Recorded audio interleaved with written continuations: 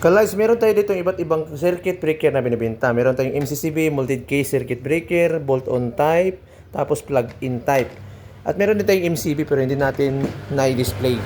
Alam mo bang bawat circuit breaker ay may mga kilowatts hour yan? May mga kilowatt pala. So ito siya ka-lights. Halimbawa 15 ampere. Ang kilowatt niyan 3 watts lang. 20 ampere 4 kilowatts lang. 30 ampere 6 kilowatts lang. 60 ampere 10 kilowatts lang. 100 ampere 20 kilowatts lang. So ibig sabihin 20,000 yung ating wattage nito, 10,000, 6,000, 4,000, 3,000 wattage ang meron sa mga breaker na yan. So paano ko nga ba kinuha? Ito yung formula. Sa formula natin, ito yon. Dapat marunong talaga tayo sa mga formula. So kilowatt is equal to voltage times amperes times power factor divide 1,000. So ganito na, magbibigay tayo ng halimbawa. So yung ating KVA, no? Dapat KVA talaga siya. Is equal to 220 volts yung meron tayo voltahe. Yung voltahe natin is meron kaming 220 volts. So multiply natin, unahin natin yung 15 ampere na circuit breaker. So kapag i-multiply niya, mag-i-equal siya ng 3,300 watts, no? 3,300. Ngayon, kapag i-convert mo yan sa ating 1,000 pa na divide, 3.3 kilowatts yan. So, nasa 3 kilowatts siya to. Tama, di ba? Pero alam mo ba, hindi pa tapos to. Sa bawat circuit breaker, hindi mo pwedeng isagad na gagamitin yan. Meron tayong tandaan dito, 80% lang sa CB na gagamitin. So, ganito yung gagawin mo. 15 ampere, i-multiply mo sa 0.8.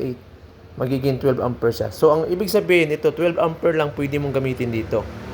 Huwag mong isasagad o ubusin yan. So, ang mangyayari, ganito na. Balik tayo sa formula.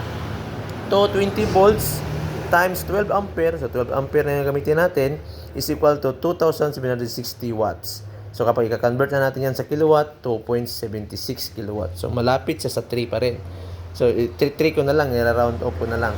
Basta't nandito siya sa 3 talaga.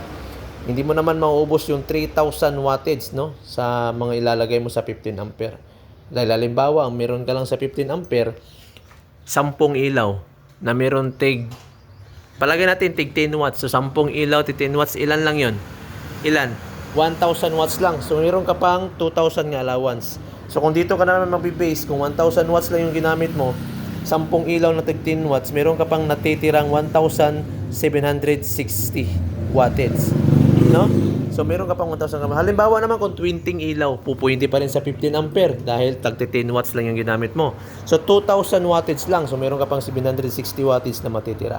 So ganun lamang ka lights ang pagkuha natin sa kilowatt kung ilan yung pupwede sa mga amperahe natin, mga circuit breaker. Maraming salamat. Sana i-share nyo to para marami ang matututo at abangan nyo pa, marami pa nating ituturo sa inyo.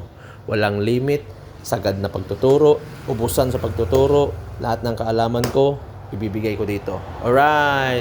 Suportahan nyo naman yung tindahan natin ka-lights. Nandito tayo sa Tambu, malapit sa terminal at saka market at saka Iligan Light, saka Bularan. Alright! Thank you so much. Maraming salamat. Ito yung mga tindahan. Lahat meron tayo ha.